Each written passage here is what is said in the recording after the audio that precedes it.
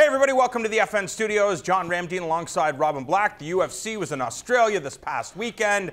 Robert Whittaker getting the job done in round one over Derek Brunson. Now he's a top contender at 185 pounds.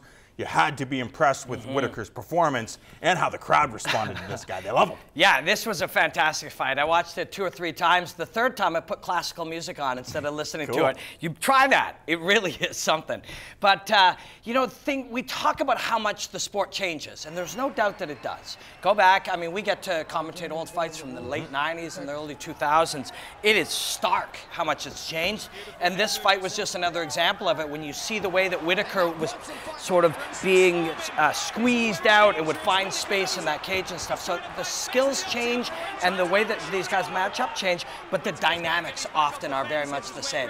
This is Kevin Randleman coming out with everything he has to get that thing done, and the old weather the storm. Now it's done differently. It's done with movement, and it's done with off-rhythm things, and it's done with moving your head.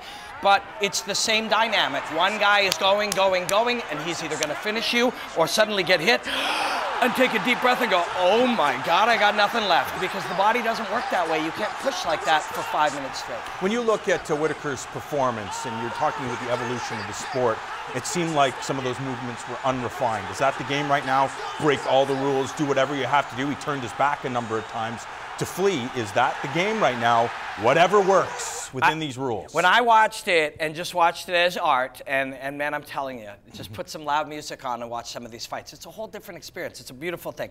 But there are times where you squish, you know, gelatin and it pops out. And that's what he was doing. He was allowing himself to pop out of the spaces. When you turn your back briefly, that's just weathering the storm. That's just, I'm in, I must survive, because if I do, this is going to get better for me. It's a mindset. But as far as his fluidity and the way that he would pivot and turn and take those spaces, I mean, we're going to go over it in 5 rounds in our long form, and I've got a little demonstration I can do with it, some objects to kind of show you this. But this is a powerful, powerful thing. If you take somebody, a great athlete with a mindset of destruction, and drive him forward, that's a powerful thing. What do? You have to deal with it this way. You have to deal with it outside of those spaces. If you do, he's doing all the work. All you've got to do is not get buzzed too badly, find the space, and then eventually when he takes that deep breath. In Whittaker's case, it was while retreating, plant and throw. That is a skill that everybody has right now. This, you know, Aldo and Barao and Verdum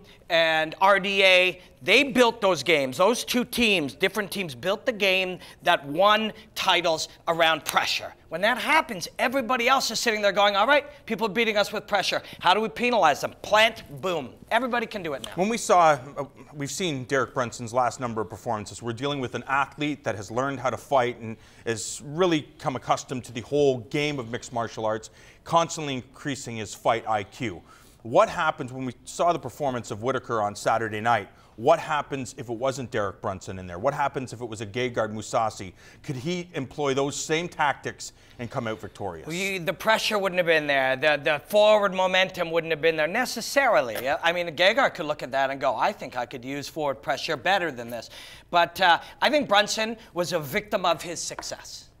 If 4 guys in a row are laying there unconscious because you've cracked them with your left knuckles and you didn't have to put in more than a couple, I think it was 7 minutes and 20 seconds for all 4 of those. You become a victim of your success. I'm going to go in and do it again. You start writing the story. You start writing out how it's going to go. I'm going to land this, and when he backs up, I'm going to be too much for him. And the story is written one way, and when it doesn't go that way, and you suddenly realize you're not you. You're this completely depleted, you know, completely undermined you.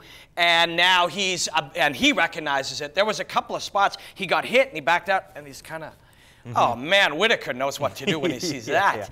Whittaker did phenomenally. I thought the movement was brilliant.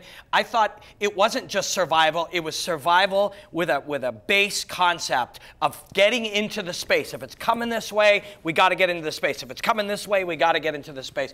It was well thought out. It was strategized. He knew it was going to happen, and he had the answer. Yeah, and I just got the impression that that's what we're going to deal with in round 1. That's how this guy gets his opponents out. We just have to deal with this and try to solve this problem during the fire, and he was able to do that. Now, Everybody's talking about him as one of the top contenders at 185 pounds.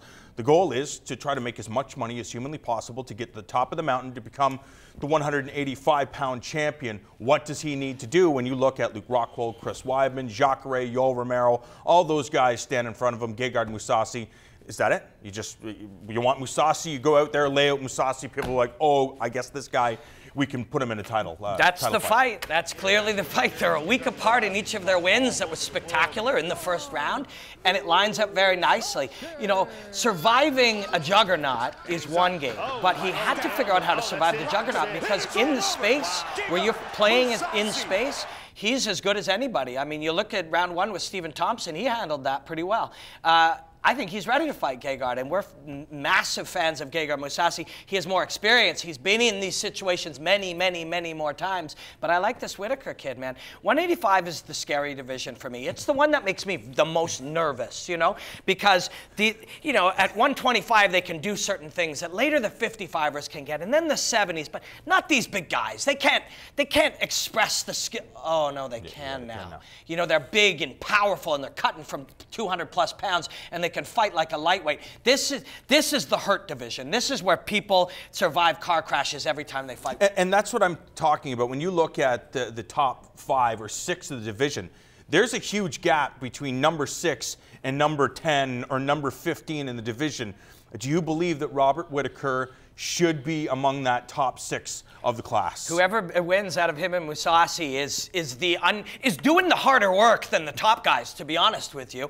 Rockhold's injured. Jacare just ain't getting a chance to fight. Romero took out Weidman. That's a great win. That's a brilliant win that he apparently had even laid out and said, you know, we were working on it. When I fake the knee, Weidman drops. So I fake it once, he drops, and I throw it again. And that's something they had worked on. And, you know, Mike Brown was telling us how spectacular he is in the gym. That's legit. But these guys, the Mousasis of the world, are doing the hard work. Well, we were all arguing over who's better, Rockhold, Weidman, Jacare, or Romero. Romero had one brilliant win, while Mousasi's out there having to fight every couple of weekends. Yeah, and that's the thing right now, 185 pounds. I think it's a division that you certainly can sell, but don't you need top guys? Don't you need is Gegard Mousasi the guy that the organization is going to get behind, because he doesn't necessarily look the part. He's not super explosive. He's the martial artist opposed to the fight athlete. There's that one element where, as we're talking about fighters, we meander down this hallway that cannot be avoided or ignored, that you have to be able to add the sizzle. You have to make the audience want to see you. You have to make the UFC figure that you'll be worth something. So people try to just act like Chael or act like Conor or act like Ronda, and it doesn't work. Gegard is kind of an oddball who was always like, well, you know, I showed up, I did my best, and now he will tell people where to go and have a little fun with it within the context of who he actually is. I think people like Gegard Mousasi a lot, and I think they should like Whittaker a lot as well. That's a fight we need to see. The winner of that fight will easily be able to state, I can beat any of those top 4. A tremendous performance by Robert the Reaper Whittaker as he gets the job done over Derek Brunson.